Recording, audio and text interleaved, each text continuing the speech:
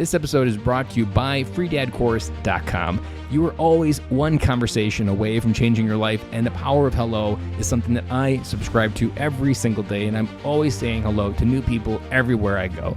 Increasing your opportunity, increasing your connection, and getting access to the solutions to the problems that you are facing, whether you're on active duty or just beginning your veteran transition or even transitioning out for 20 years. On the other side of hello are the solutions that you're looking for. Again, head on over to freedadcourse.com. Get your 5-episode audio course to create more connection, create more friendships, and get back to living the life that you're trying to design. You know, loyalty is an Army value. But they said loyalty doesn't just mean being loyal to your military unit. Loyalty also means being loyal to your family. Dory 1, this is Fire Team Delta. Dad's coming home. Welcome to the Military Veteran Dad Podcast, where it is our mission to bring every dad home. I am your host, Ben Killoy. I'm a United States Marine veteran, husband, and a father. We will bring authentic conversations to inspire action in your life so we can close the gap between the dad you are today and the dad you want to be tomorrow. This is the Military Veteran Dad Podcast. Welcome back to Military Veteran Dad, episode 75. Today is Memorial Day, and as you reflect out there, drinking a beer, eating a hot dog, grabbing a bratwurst, whatever it may be, don't forget why this day exists. And if you haven't listened to last week's Fatherhood Friday, I dropped what Memorial Day means to me. Last week, it was brought to my attention that a close friend lost one of his battle buddies from Iraq. And every time I hear about these, it touches my heart. It hits me to the core because he left behind 4 kids. And so today, I want to share the story of Robby Lynn Waits. Robby Lynn was a loving husband and father to his wife Jessica and their 4 children, Grace, Ella, Garrett, and Evelyn. He is survived by his wife and children, mother, and stepfather. If you want to read the full obituary of Robby Lynn Waits, go ahead, check it out in the show notes. I put a link down there. There is also a GoFundMe link down there in the show notes where you can go ahead and support his wife on this next journey that she has to go on and raise 4 kids and shepherd them through life without her husband. Because, guys, fatherhood matters. And when you are not there to lead your kids, it becomes that much harder. And we need to be able to be there. We need to be present. We need to gift the gift of love, present, and strength. And so please, if you are out there hurting, please reach out. Reach out to me. Find a friend, whoever it may be, whoever you need to find in your life to help pull you out of the pit that you are in. Please reach out. I can't tell you how much it hurts every time I read one of these stories or that I becomes aware of one of these stories, because this podcast is out there for a reason, because there are dads out there hurting. There are dads out there isolating. And Robby was only 1 year younger than I am. And it hits me hard because there's a version of my life where I could have been Robby. If I hadn't found the things that I did in my life at that time, I would not probably be here. I would have fallen in that pit myself. Guys, if you're out there, find someone, find your battle buddy, because you only need that small little gap between what you think you want to do and what you really want to do. And that gap is where you can really make a change in your life. So please reach out to a friend, whatever you need, be able to help get through what you're going through. Today's story with John is super interesting because he goes into a story about traveling from the state of Washington to the state of Virginia on nothing but 2 bikes and a wagon, pulling a 15-month-old son behind them. They talk about the resilience, the leadership skills, the people that came into their life to make that journey possible. And I don't want to give too many of the details away because this story is going to just hit to the core of what maybe you're leaving off the table, what you're living into, or maybe an entire new path of possibilities that you can take your family into. And you just don't know they exist because you've never heard a story. Well, today you're going to hear a story of a man that stepped into courage, and he did it in an amazing way. So without further ado, let's get started with John, and I will talk to you again on the other side. Welcome to the show, John. Hey, Ben, it's great to be with you. Thanks for hosting me. I believe you are the highest ranking person of the podcast we've ever had. You are a retired Major General. Well, don't hold that against me, okay? If anything, I got a few questions that I think that your insight could definitely help, because we haven't had anybody from the view of the top looking downward inside the machine that is the military. So I'm excited for this interview. Go ahead and tell the audience a little bit about yourself, a little bit about your background, and a little bit about your book that you just released. Yeah, I got my commission in 1978, ROTC, University of Scranton, and served about 4 years on active duty, left active duty, went back to my hometown in Pennsylvania, joined the Pennsylvania National Guard, and I'd say for the 40 years of my Army service, about 12 of those years were spent on active duty. I'll just give you a synopsis of the latter part of my career. In 2000, I spent a year in Lithuania, which was pretty exciting since Lithuania had just recently regained their independence from the Soviet Union. So that was an interesting time to be there. I had the honor of commanding 5,000 Marines and soldiers in Ramadi, Iraq as a brigade commander there in 2005, 2006. Commanded the 28th Infantry Division, Pennsylvania National Guard from 2012 to 2016. And then last 3 years of my career were spent as one of the deputy commanding generals of U.S. Army Europe. And that was from 2016 to 2019. And I retired from the Army in June 2019. That is quite the history there. What about your family? Do you have any kids? Oh, yeah. Yeah, I have two children, Stephen and Timothy. Stephen served in the Marines, and Timothy served in the Pennsylvania National Guard. And Stephen was never deployed to combat, but my son Timothy was deployed to Iraq when he was 19 and Afghanistan when he was 24, first as a specialist, then as a staff sergeant. And now he's a Pennsylvania state policeman. My son Stephen actually works construction in Pennsylvania. And my wife Bertie is from Austria. We got married back in 1980, and we've been married 39 years now. So it's been a great life with my wife and kids for sure. Well, this is definitely going to be a very rich interview, and I mean by the depth of what the conversation that we're going to go in through. I got one curiosity. As a father, how do you coach your kids to join the military and pick a branch that is not his father's, but then also where you just have like probably a brotherly spat of like, because the Marine Corps programs us to be better than everybody else. So like I can imagine just some of the internal tension in your family just from that. So maybe, is there any good stories there? Yeah. You know, we've always been competitive. Even when my kids were small, I used to like design obstacle courses for them to run and everything. And I'm just proud that both of my kids served our nation in uniform. And by the way, you know, I will say that there's other ways to serve one's country besides wearing a military uniform. I'm all about different ways to serve, but I'm certainly proud of both of my kids. And Army Marines, to me, it's all the same. And I'm just happy they chose to serve in that way. Is there any advice you'd want to share out there for a dad who has a child that's thinking to join or is interested? Like, is there any advice looking backwards, like that would really help guide a dad through that decision or help guide his son through that decision or daughter? Yeah. I'm a true believer in you don't force anybody. I mean, the military is voluntary. So, you know, I think you have to at least talk to your children about that being a possible option in life. I really don't think it's a good idea to force anybody into the military. I think it's a decision individuals have to make for themselves. But that's advice I would give. And you know, I talk to many young people about joining the military. But again, it's their option. And I think if you raise your kids with a sense of service, they'll either serve in the military or they will find another way to serve their community and their nation. And I think what you're hitting on there is the idea that the world is bigger than yourself, and that the idea of giving through service and servitude, servant leadership, helping others in times of crisis, like that need is something that all humans have a desire to, but oftentimes we just don't feed it enough growing up, or even as adults, we don't feed it enough.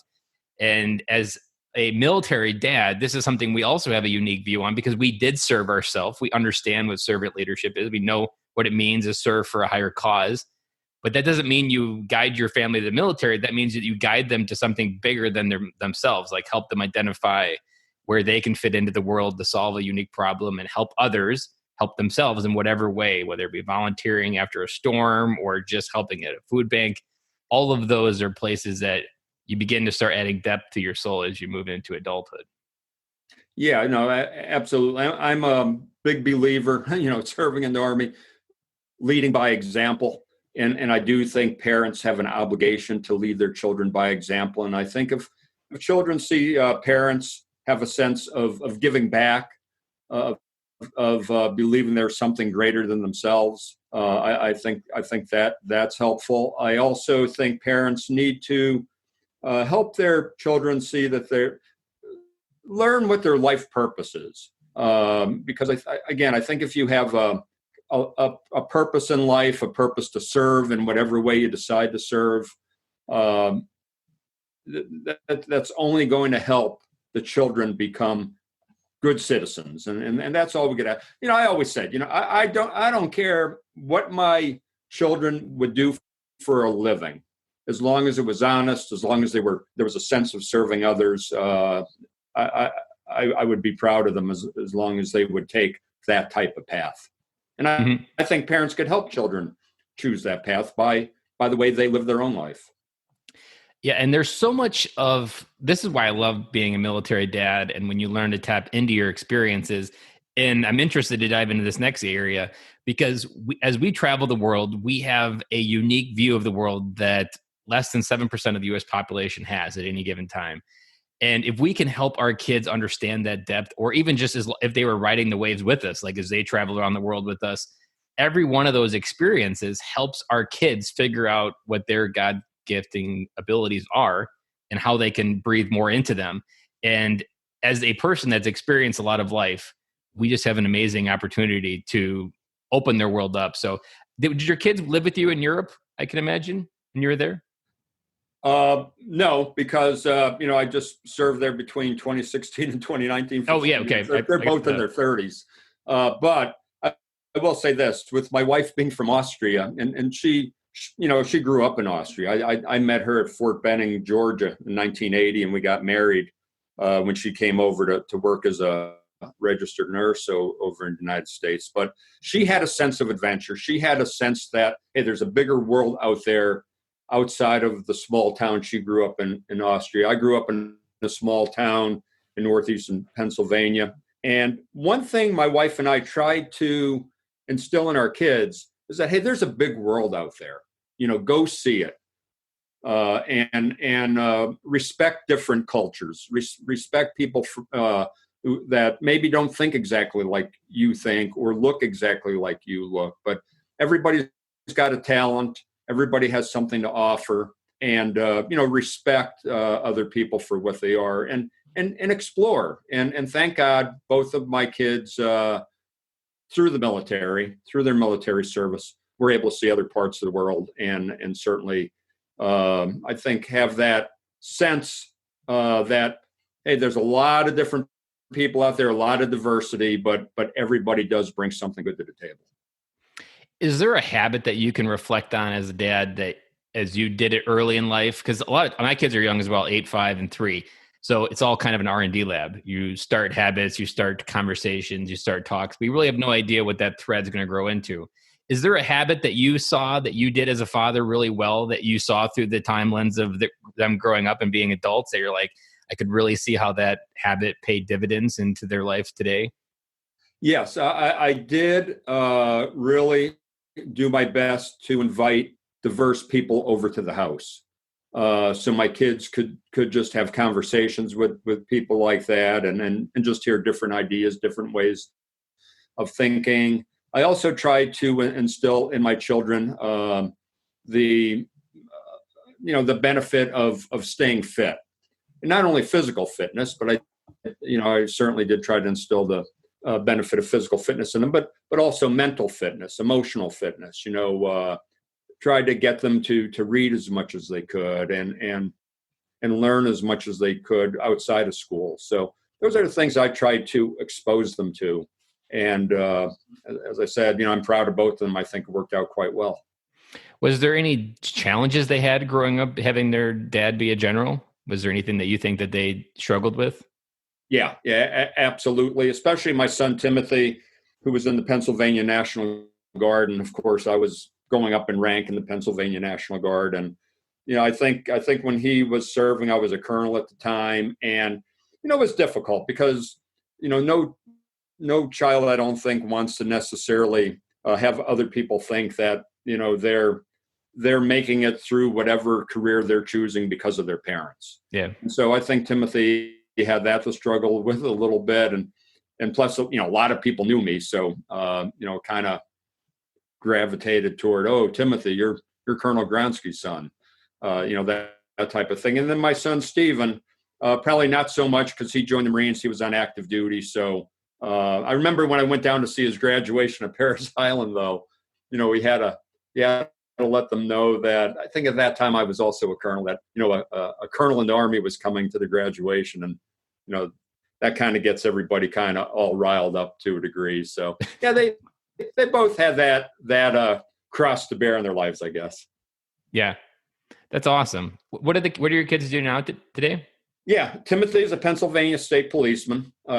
He's the one who served in Iraq and Afghanistan. And my son Stephen works construction, and he loves it. He loves working with his hands. He does a lot of side jobs too, a lot of work around the house. So he likes to have that technical skill. And I said my son Timothy is still serving, as I said, as a state policeman, and he works in northeastern Pennsylvania area, and he's kept pretty busy there, to be quite honest about it. So let's time travel back. What was on your heart back in the 60s when you went on a really long bike ride with your wife? Take us back to that moment of where this idea first popped into your head, where you started to give it oxygen, this idea could actually happen. What was your life like, and how did you come to the conclusion this was what you needed to help move through whatever you were feeling? Okay, well, that was in 1980. 1980, sorry. 20 years too early. Yeah. I was trying to keep notes with the timeline. Yeah. But anyway, like I said, I joined the Army in 78. It was 1982. I decided to leave the Army up at Fort Lewis, Washington. Bertie and I were both working up in Tacoma, Washington for about 6 months. And then I decided that we were going to move back to northeastern Pennsylvania. We did happen to have a 1-year-old baby at the time, Stephen, who we already talked about. And so I remember, when I was about 20 years old, hearing people bicycle across the United States, it just kind of became a dream of mine. And so since we were living in Washington State, moving back to Pennsylvania, I suggested to my wife that, hey, we fulfill my dream and we bicycle across the United States. And being from Austria, we had only been married a little less than 3 years at the time. She probably didn't know any better, so she said yes, and she agreed to that. So I bought a bicycle trailer that I was going to pull Stephen across the country in, which I did. And it was a trip we started in May of 1983. We arrived in Pennsylvania in August 1983, and it was all self-contained, which meant, we had our bicycle packs. We loaded our gear in our packs. We had a 2-man backpacking tent, 2 sleeping bags, a little 1-burner stove that we would cook our breakfast and our dinner on. And both around 27, 28 years old at the time. And we set off across the United States, and it was just a fantastic adventure. I think you're aware that I wrote a book last summer about the trip. It's called The Ride of Our Lives, Lessons on Life, Leadership, and Love. And the funny thing is, last summer I retired from the Army after 40 years. And the first book I write isn't about the Army, isn't about my combat experience in Iraq. It's about this family adventure that we had back in 1983. And I got an email from a person I know about 2 days ago, and they said they bought the book, and they commented on the fact that, hey, it's unusual that the first book you wrote after serving 40 years in the Army was about this bike trip. And they said, your priorities must be in order, which meant, family is one of my big priorities. And I thought to myself, he's right. I mean, to me, family is the most important thing. And doing that trip with my wife, and at that time, our 15-month-old son, Stephen, was very rewarding, because spending 3 months on the road together, in many physically challenging circumstances, as you could imagine, biking across the country, Cascade Mountains, Rocky Mountains, Ozark Mountains, Appalachian Mountains, the heat in southern Colorado. I mean, all of that was an adventure where you had to display resiliency, you had to show leadership. Both of us did, Bertie and I both, and had to set goals, had to accomplish those goals. So it was just a great experience that Bertie and I will never forget. Unfortunately, my son, being 15 months old, never remembered it, but now he could remember it through the book. And we learned a lot of lessons on that trip, and I placed some of those lessons in the book. So let me rewind a little bit further. You hit on something there that you had your priorities straight, but you were only 27, right? Yes. So you were 27, and most 27-year-olds are excited, do-gooders, trying to like make their name in the world. Most 27-year-olds are still trying to figure out their priorities. So where did your the coding for having your priorities in order to that family, where did that instinct come from? That probably from my own family. I grew up in a pretty close family. I was the youngest of 7 children. My mother did die 3 days after I was born, so it was up to my father to raise 7 kids. So you were the last one, or your father remarried? Yeah. No. My father never remarried, so I was the last one. I was the youngest of 7. And my 2 sisters were like surrogate mothers because they were about 10 years older than I am, maybe 10, 12 years older. So they were like surrogate mothers to me as I was growing up. My father's sister was like a surrogate mother. So although I grew up without a mother, I had a lot of love around me. My father absolutely demonstrated love to me, and he was a hard worker. And my brothers and sisters, like I said, we were a tight family. So I think I just had that sense that family is important. And that's probably why I had that attitude when I was 27. That's a beautiful story because it paints what I talk about so much on the podcast, that family is our legacy. And we were talking about it before we hit record, because while you went through something devastating and some people may never recover from losing their mom, the strength of your family is what got you through. Like the resilience, the coming together, like life isn't happening to me. Like I'm not just like poor me. My mom died. Like you was like, we're going to take this and we're going to become stronger as a cohesive unit. And then you started a family and then also had that same instinct. And that's the generational change that I talk about, that as you create amazing adults that understand how to bring their love and compassion to the world, you start to create a ripple in the world that keeps putting better and better adults, that your skills, the way you raised your kids was from your father and your family. And now your sons will take those skills and incorporate into their family. Like that's a lot longer than a typical 4-year service. And that's where people get messed up, that what you learn in the military is just a bunch of seeds and it's just a short period of your life, but your family is the overarching theme, and it can go on for centuries at a time if you put the energy and if you put the time in, put the priorities in. So I commend your dad for what he went through, and I commend what your family was able to grow through, because often that's kind of even a PTSD moment for a veteran out there. It's a similar switch that it's a very tragic event, but your family can actually help you heal, and the strength of your family can actually get you to a better place. And that resilience that you do for growing through that can really make you a stronger and better person on the other side, even though whatever happened was extremely tragic, like losing your mom 3 days after you were born. Yeah. Thank you for saying that. And I really like what you say about family being one's legacy. And I think that's exactly true. Like even me, 40 years in the Army, but I still left the Army. So at some point in time, you are going to leave military service, or if you're in civilian sector, whatever that job might be, but your family is going to be there. So you do have to take the time to pay attention to your family.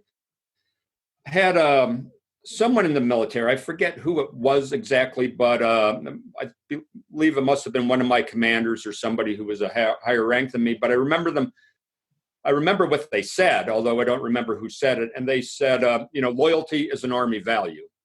But they said loyalty doesn't just mean being loyal to your military unit. Loyalty also means being loyal to your family. And when I heard that, I thought, man, that is wise. And I since I heard that earlier in my career, I always tried to have that conversation with soldiers. I would say that a lot, that, hey, loyalty means loyalty to your family too. You've got to be loyal to your family. I think no matter who you are out there, whatever stage in life you're in, if you could keep that in mind, that's something that is going to go far in your life. Because when you're done with whatever career you have, the family's still going to be there. And if you haven't paid attention to them, if you haven't given them the attention that they deserve, they may not be there for you at the end. So I think that's extremely important to put the energy into your family as well as the energy you put into whatever career you've chosen. And I didn't. It's crazy that we don't think about this, but because I didn't think about it until a couple months ago, that your commitment to your wife is the one commitment that goes to the grave. And very few choices you make in life actually reflect that priority. That every other, there is no single commitment as strong as the one you've said that I'll be here till the end. Everything you promise, everything you say you're going to deliver, everything is sub to the one commitment forever. So every time you make one more important than the other, you slowly devalue that commitment and what it means to you. And that's when you get that out of whack. That's when things can go crazy. Yeah, and I am very proud of the fact that my wife and I have been married for 39 years. And when you look back on that bike trip we took back in 1983, 3 months in pretty tough conditions on that trip with our baby, a lot of people said, hey, you go through something like that, you're either going to get divorced when the trip is done, or you're going to stay together.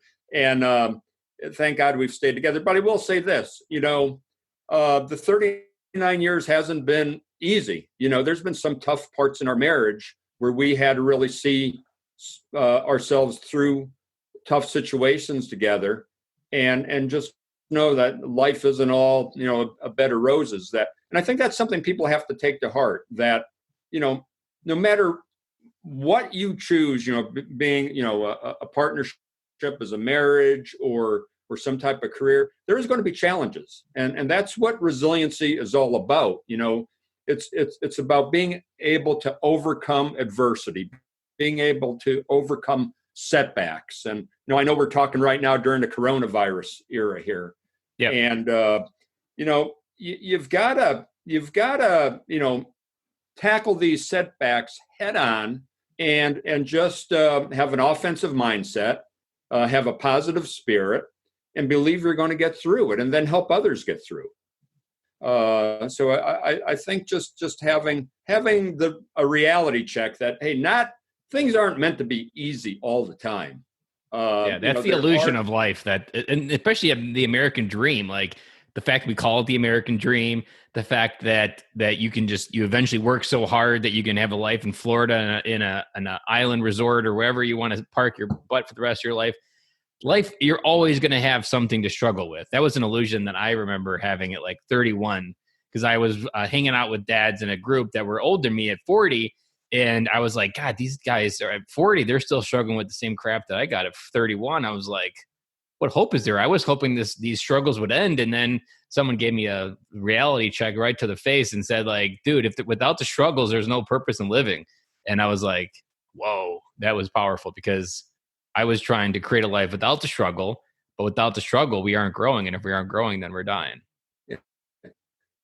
And that's the other thing, for veterans out there. I mean, we've all placed ourselves, by joining the military, into situations that have taken us out of our comfort zone.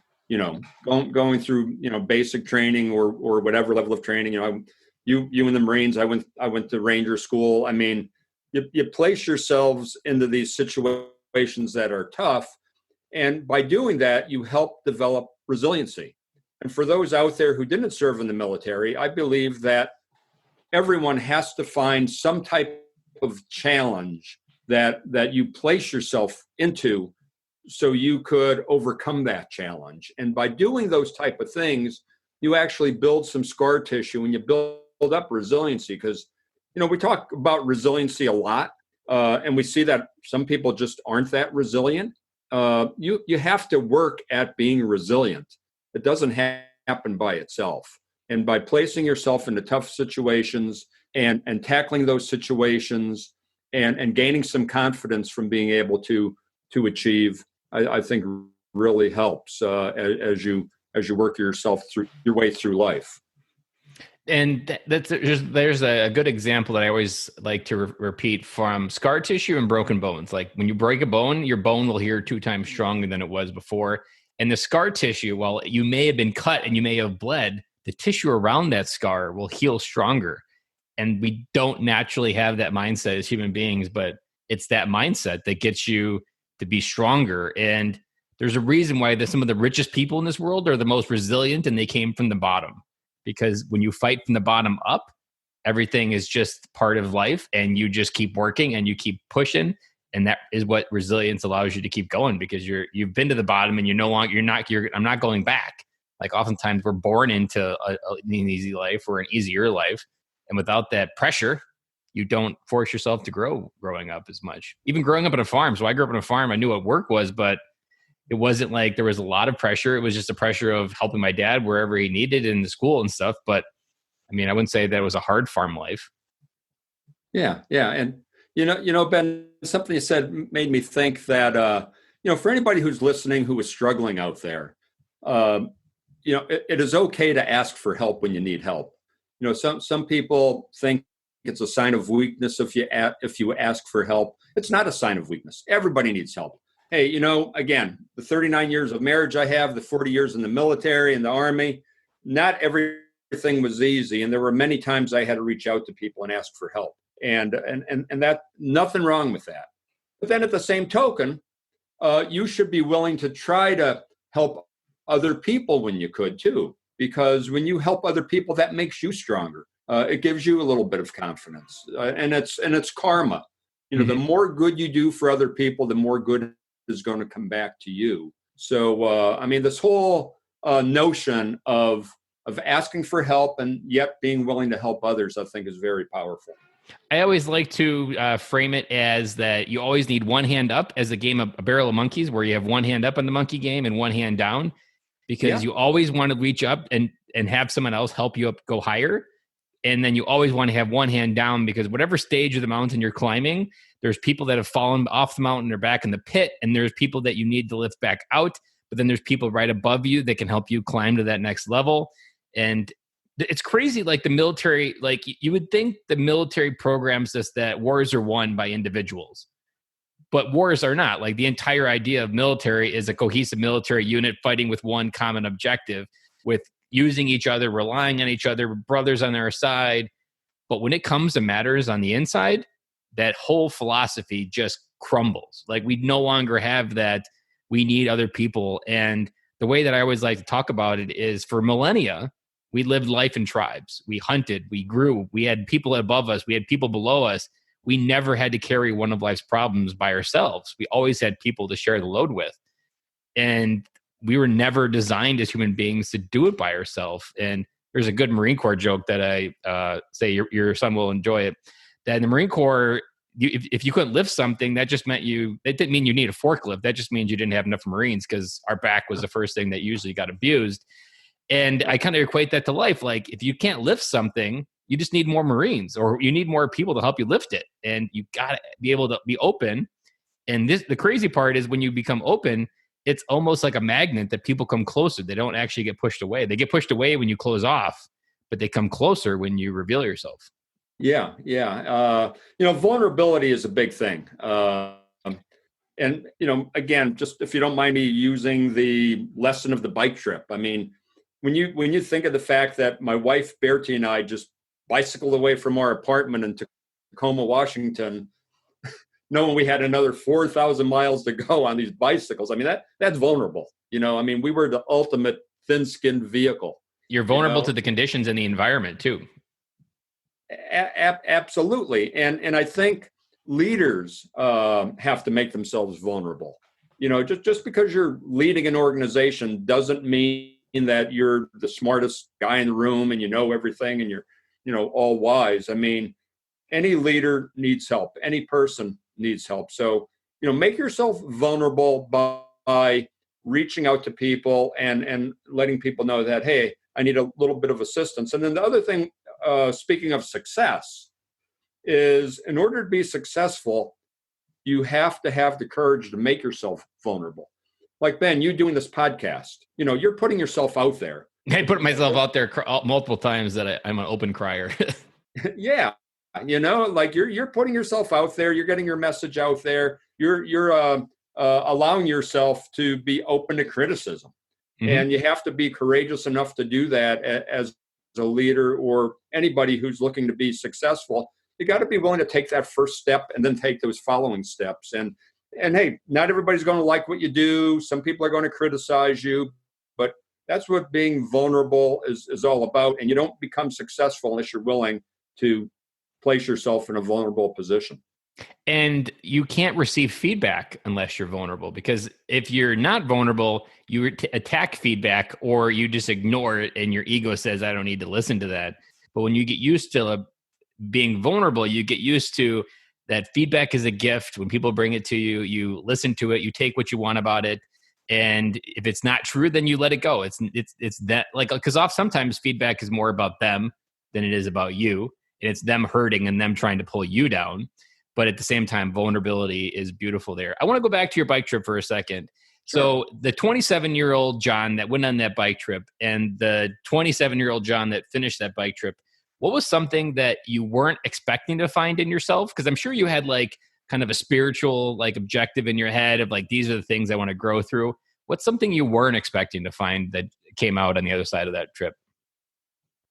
That is a good question. I never really thought much about that. I guess when I look back on it, just the fact that we were able to face the challenges we did with a young baby with us, and not give. I wasn't planning on giving up, and neither was my wife. But the fact that we didn't give up was a big thing. I think the courage to make decisions that we had to make along the way. There were many times when we had to decide, hey, do we go left or do we go right? Those type of decisions, and having the courage to make those decisions, I guess, is something that, as I look back on it, I was happy that I had that experience. That's good that you mentioned. Go ahead. No, I was, and the people we met along the way. There were so many people that showed up at exactly the right time to help us through difficult challenges on that bike trip. And I really gained a sense of divine intervention on that trip, where I believe a higher power put people in our life at different points of time along that bike trip that really helped us immeasurably. And again, just the whole sense of thankfulness that we were able to make the trip safely, and we came out of it very healthy. So just those feelings are I guess feelings that I'd like to share. I don't know if it's anything I didn't expect, but it was really just those type of feelings that I think helped me grow and helped my wife Bertie grow. I don't know if you picked up on these too, but considering the conversation right prior to me asking this question and considering where we are now with what you just shared, if I were to take away two things that I'm learning from you going through this journey, is at 27, you learned that courage is not the absence of fear. Courage is taking action despite the fear. Like you did something and you probably didn't realize how scary it was, but you still did it and you kept doing it. And the beautiful part of point number two is you learned how to ask for help 4,000 times, probably. Every mile, there's probably something you had to ask for help. And if you can think about a 27-year-old learning the power of asking for help, like that's like a superpower when you get older. Because, I mean, most people in their 20s think they have it all together and we don't ask for help. So the idea that you had this muscle of divine intervention in your heart that like people are genuinely good and they genuinely want to help me, like that's life-changing. And if you think of that that feeling carrying through the military, I can't help but even think about what the people in your life, the 40 years later, have been affected by a person that was always able and eager to ask for help. Like that's very powerful. Yeah. And Ben, that's kind of what we were talking about earlier, is that you have to be willing to put yourself in situations where it's going to allow you to grow. I mean, deliberately taking yourself out of your comfort zone. And I can't imagine, a couple of things that happened to me in my life that took me out of my comfort zone. That bike trip was certainly one of them. Going to Ranger school, being in combat, having to command soldiers and Marines in combat. So, I mean, there were some defining moments of my life. And going to combat, I didn't have a choice. I wanted to, because it's just something we were trained to do, and it was an honor. But going to Ranger school was definitely a voluntary thing to do. The bike trip was a voluntary thing to do, and that's why the message I'd like to get out to people is find things that you could do to place yourself in uncomfortable situations so you could grow from them. I mean, life's going to throw a number of uncomfortable situations our way, whether we want them or not. Obviously, This coronavirus is one of them. But in order to build up, as you mentioned, that scar tissue, in order to make it through difficult situations, like the one we're facing now with this COVID-19, you've got to work to build yourself up to be able to make it through situations like that, and not just survive situations, but to thrive in situations. That's the key, is to be able to face difficult situations and actually thrive rather than survive. Let's take that journey and pivot to a little bit. I'm frustrated that I didn't ask you earlier while we were talking about your sons. When you were raising your sons, did you go on any type of spiritual journey as far as what you did with your wife when you were raising them to be strong men and know who they are? I would say that we spent a lot of time in the outdoors, like even up in Tacoma, Washington, before we made the bike trip. I was actually working at Mount Rainier National Park for a while, and I would be cross-country skiing up there with my wife, and I would have Stephen on my back while I was cross-country skiing. So from a very early age, Stephen was exposed to extreme conditions in the outdoors. And then we moved back to northeastern Pennsylvania. I mean, the thing my wife and I did with our two young children, we camped a lot. We fished. We tried to expose them to uncomfortable conditions out there in the outdoors. So I would say just by getting out there, hiking, biking, those type of outdoor activities with the kids, I think that's spiritual. I think when you're out there in the outdoors and in the woods, you have nature around you. There's not a lot of people out there with you. I think there's a spiritual component to that. Are you in the Pocono area? We lived in near Scranton, in a small town near Scranton, which was near the Poconos. So but there's just a lot of woods and outdoor areas besides the Poconos where we lived in northeastern Pennsylvania. Now I live down in south central Pennsylvania. There's still Barry and I were just out for a run this morning, and yesterday we went for a nice bike ride. So even in our 60s now, my wife Bertie and I still get out every day doing something physical in the outdoors. And so much of the outdoors reminds us that we're still living because we're surrounded by living things, that you can't help but your vibration of your energy inside starts getting higher. And I always liked how nothing in nature has corners, but everything that man makes has a corner. And there's something about that being inside is not where human beings' energy has been designed for millennia to be. It's been designed to be out where there isn't a corner. Everything is open. That is so important to kind of keep your living continuing as you go into a retirement, instead of saying okay, now I can sit here and watch the History Channel and catch up on all of the history that I've missed while I was a workaholic. You need to be out there continuing to live. That's living, continuing right up until the end. Do your sons have family yet? Yeah. Both of my sons have one child each. So I have, Bertie and I have two grandchildren, and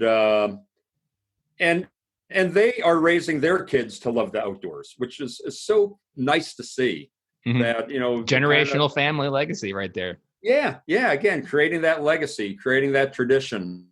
So I'm so happy to see that, and it makes for, I think, a very healthy and loving family. When you're doing something outside together, it really creates a bond that you just don't get if you're sitting in the house watching TV. Yeah. And I don't know if you've reflected on this, but I've thought about it for a couple other guests that I've had on, that if you pass away, your kids and your sons will have a blueprint of how to connect with their father, because you gifted them those memories, anchor memories of who they are, that whenever they want to like go where, figure out what would dad say right now, you've given them that blueprint to keep your memory living. And that is so powerful. Like, that's a veteran is only forgotten when people keep forgetting, or when no one longer mentions their name. And if you can create that legacy of the outdoors, and as a family, they talk about how grandpa used to take us outdoors, like no one will ever forget your name, because it'll be the memory that they go back to kind of remember, this is what our family is. It's outdoors, it's being together, it's connected. It's losing your mom when you're 3 days old, and knowing that at the end of the day, all you got is family.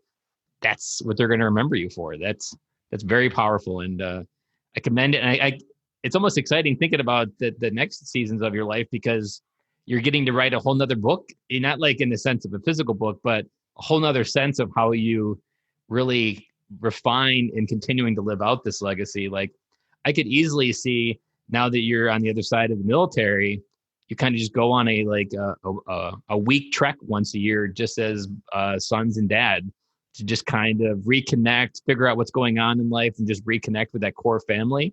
And as their kids get older, it becomes something you do on an annual basis. Like, it's really exciting to think about what you're getting ready to move into as your next season. Yeah, and then maybe bring the grandkids into that thing too. And the other thing we love to do, talking about outdoors, we love to spend time around the fire pit. And, when you're out there around the fire pit, just kind of watching the fire, conversations going all kinds of different directions. It's again, it creates that bond. And what they call, when you're around the fire pit watching the fire, they call that Ranger TV. I hadn't heard that before. That's good though. Yeah. Have your sons ever wanted to go on a trip when they were like as teenagers and were trying to rebel or trying to live like the dad did? Did they ever come to you like, Dad, I'm going to do what you did. I'm going to go on a crazy idea and take this idea and try to make it happen? No, they both went in the military right after high school. So I guess that was their way to get away. But that was their way. My wife and I, though, seriously, my one grandson is 14 years old, and Barry and I, seriously, when he graduates from high school, we're going to pay his way over to Europe and maybe get him a Eurail pass or something, and just let him travel around Europe for 3 months. I just think that would be a great adventure for him. I guess we're looking back on it. That's something I wish I would have done if I had known that was an option, back then when I was that age. But I just think getting out there and traveling and is such an important thing to do.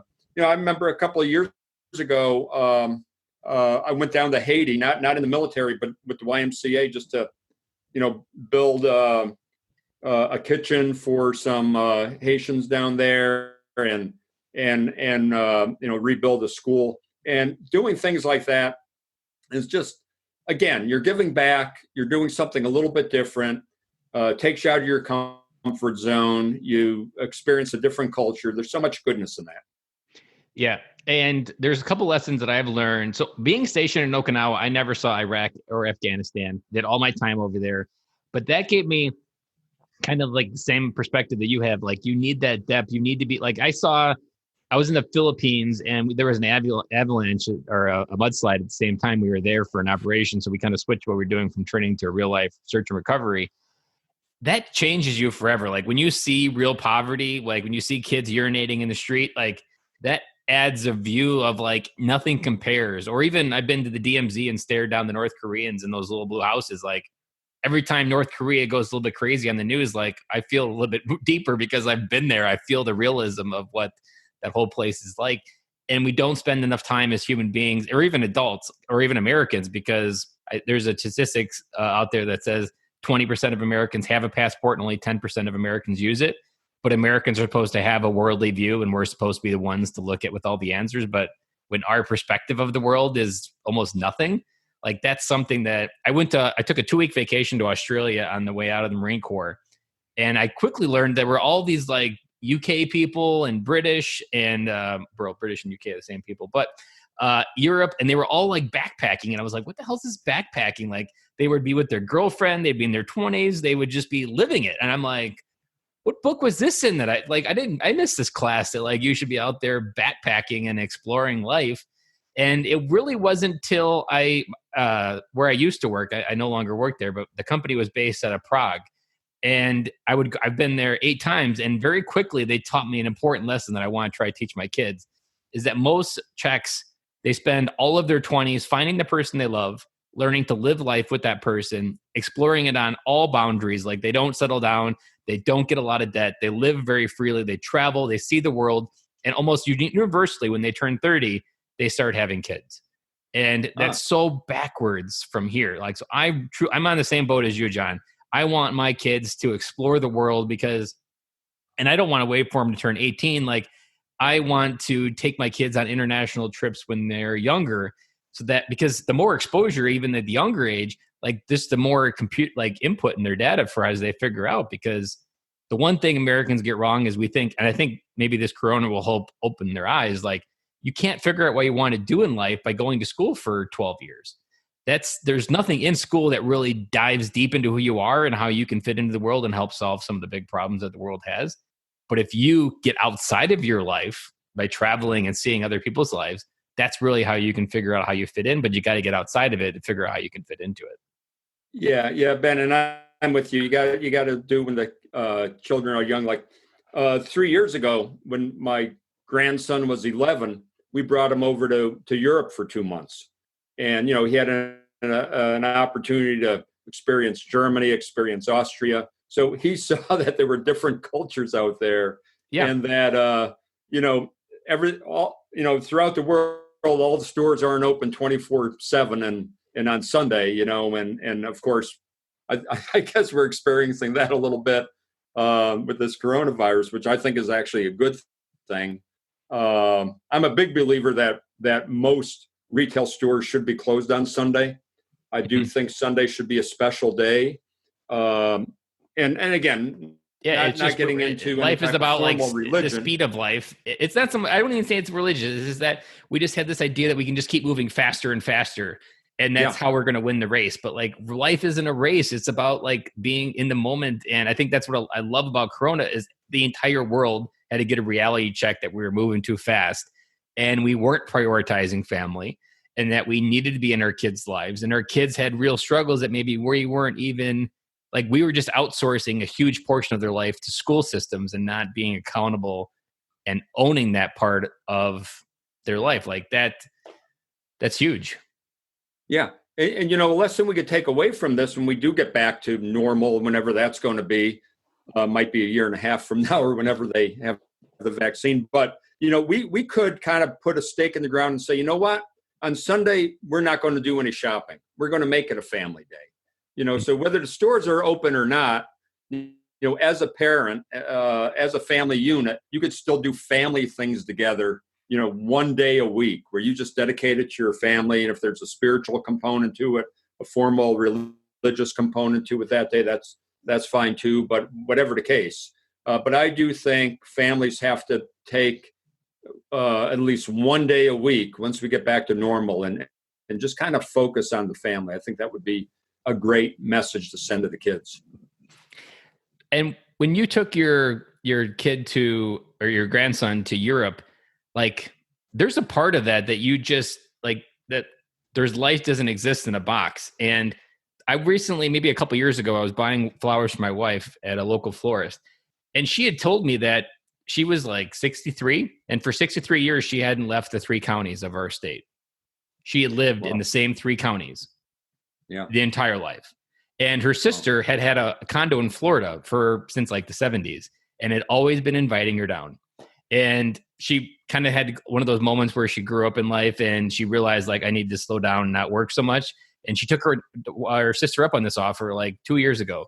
And she went down there and she's just like, man, I should have did this years ago. And she let her in life pass by living in 3 counties. That's not how you add richness to your life, not monetarily, but like the richness of experiences, understanding. And the best way to build bridges is to seek to understand, which is something we don't do as a society well. And why the military also is good, because we have a diverse group of people that we had to learn to work with. Yeah. But, Ben, I think anybody listening to this, if they haven't been the type to have gotten out there and went out of their comfort zone and explored, it's never too late to do that. Like you said, this lady in her 60s who finally went down to Florida. You know what? If you didn't experience these things when you were younger, you could still go out and experience these things. So, just anybody at any age could still open their eyes, open their heart, open their mind to exploring different things. It doesn't matter. If you haven't done it when you're young, do it now. And that's an important part. There was, I had Ryan Mickler on the podcast a few episodes back, and I asked him what's a sticky note that you would send back to yourself right after getting out of the military. And he told himself that he would have taken more risks. And he also struggled with the question because he doesn't like regretting or changing how his outcome, because everything that's happened has got him to where he's at. But the moment someone tells you that you need to do something, or that you have an awareness that you weren't doing something, that's not your sign that like, oh man, I beat myself up for a week. That's your sign like today's a day that I never get caught by that again. And so like, if this is the first time you're listening to it and you haven't really exposed yourself to different environments, let this be the day that you start moving somewhere new direction. Don't beat yourself up that you've missed 30 years of your life. Or even if, I'll reframe it. If this is your first episode of the Military Veteran Dad, and you're realizing maybe that you were on autopilot for most of your kids' lives and your kids are 16 and 17, don't beat yourself up that you've missed. Take this as the last day that you're not going to be part of their life. And it's never too late to come back to your kids' life, because they've been waiting forever. And whether it's 24 years old, 30 years old, if their dad comes back into their life, I can guarantee that will have an impact on their heart and soul, because they've been holding on to it for so long that it'll be an anchor memory for yourself and their kids. So there's never too late to come back home.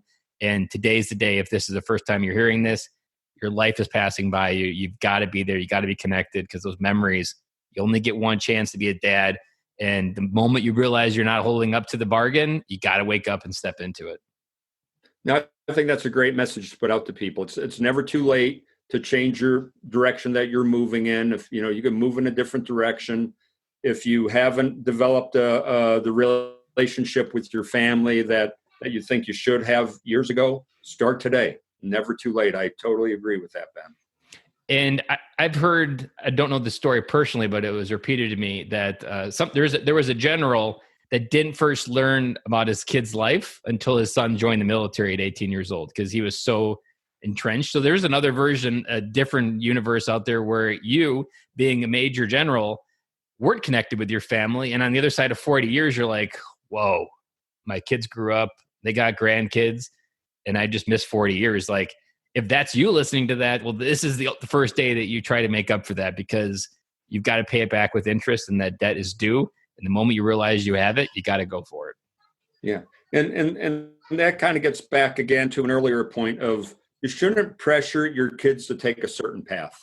Everybody is different. Mm-hmm. Everybody has to find their own way in life. And I think you should just encourage your children to find a path that makes them most happy. As long as it's an honest path, it's a path that helps others.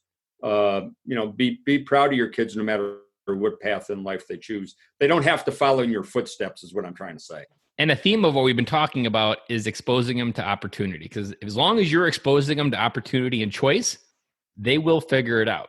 But if you're just leaving it to school to figure it out, you're going to have a kid that rubber bands into your basement after they graduate college, if college still exists after all of this. Because it's those kids that still haven't figured it out at 24, and they come back to your basement. So your insurance policy to prevent the rubber band back to your basement is to expose them to as many opportunities and lifestyles and just ways of living as possible. And you will naturally, as a human being, figure out, even this podcast, me as a dad, I've grown into this purpose and passion. And that was just me going through the process, getting exposed to other dads living life legendary, and made me want to wake up to it. Well, John, I want to wrap up this interview. Before we do, I want you to leave a parting piece of wisdom that kind of wraps up maybe one message that you want a dad to take away. If they can take away one thing, what's that strong message that you want people to listen and take into their life after listening to this episode? Yeah, I think for the dads out there listening, what I would encourage dads to talk to your kids about is talk to them about doing things that are going to give them more options in life. Because one thing I found is my life has taken so many divergent paths, through the course of my life, that you never know what opportunities life is going to bring to you. So encourage your kids to keep their options open. How do you keep your options open? Hey, by studying in school, by getting involved in extracurricular activities, by seeking out ways to volunteer in your community, by seeking out ways, even as a young person, to travel and get exposed to different people and different ideas. So I would just say to the dads, encourage your kids to keep their options open and don't try to force them down a path. Young people will naturally gravitate to what they believe their purpose is in life, and then support them. Whatever they decide to do, support them. And bottom line is, love them. Even if you have a child who is struggling with various issues, drugs, alcohol, other things that might be screwing up their life, show them love. And I think if you show your kids love, that's the best thing you do as a parent. I love that. I've always liked the tagline that says that to remind your kids that nothing you can say or do will make me love you less than I do right now. Because often that's not how our default programming, but reminding them that how you love them is unconditional and that there's always a safe place to bring them whatever's on their heart, that can be so powerful. And your message today I am positive there's a dad out there listening that we brought home, because it was very impactful. I'm pretty sure it was like an armor piercing round, and whatever armor dads out there that were holding up to try to keep it all together, I think we went right through and hopefully ignited something inside dad and helped bring it out today. So John, I would imagine Amazon is the best place to catch your book if they want a copy of it. Yeah, The Ride of Our Lives, Lessons on Life, Leadership, and Love, Amazon.com. That's the best place to catch the book. All right. And I'll put a link of that in the show notes for anybody that can check it out. And I'll definitely going to be adding it to my reading list, because it definitely sounds a journey of the heart. And journey of a heart is something I love going on, because I'm a very heart-centered guy. And anything that can help me anchor in my head or my heart instead of my head, that is something that I love bringing into my life. Well, John, thank you for being on the show today, and we'll talk soon. Thanks, Ben. Can you believe that episode? That episode hit me right into the core of who I am, right into the core of where I want to go with my family and how I want to lead them. There were so many great nuggets in that episode. Some of the things that I took away was talking to your kids about military service, taking a cross-country bike trip, leadership lessons learned on that trip about how the people that come into your life kind of like are the perfectly timed people in your life. The struggle of life doesn't really end. That was something that I've always struggled with, and realizing that was just something that is the next journey was super impactful for me. Finding your challenge, finding that one thing to really put your effort into, to hone your skills in life. That really was important for me, because this podcast is that thing for me. My challenge for growth and how I overcome the things in my life has been part of this podcast journey for me. Leading with vulnerability. I talk about that so much on the podcast that you just can never lead with enough vulnerability, because when you lead with vulnerability, there's so much magnetic force that comes towards you that is leaving so much on the table when you hold some of the best gold of your story and your life in. And honoring the people who came into your life. That was something else. Like, just every person has a reason, and that people are genuinely good, but we don't often lead with that idea. We often think everybody is out to get us, but they are not. People are genuinely good, and they genuinely want to help people. How to create a rich life, not in the context of money, but in the context of being a person who has rich relationships, that understands how to help people move their lives forward so that you can have your life move forward as well. And if you haven't checked out freedadcourse.com, go ahead and check it out, because I talk about friendships on the podcast and how friendships have changed my life. And at freedadcourse.com, there is an awesome 5-lesson audio course that I put together 10-minute episodes each, super easy to listen to on a walk or a drive. And those 5 lessons are how I started to change my life and really step into my role as being a dad and loving the life that I get to create every single day. And with that, I will talk to you guys again on Friday. That's a wrap. And thank you for listening to today's show, and I really hope you enjoyed it. The lifeblood of any new podcast are the reviews. If you haven't reviewed the podcast yet on iTunes, I would really appreciate it, and you will help us get the message out to even more military veteran dads. As John Maxwell says, if there is hope in the future, there is power in the present. Dads, it's time to come home.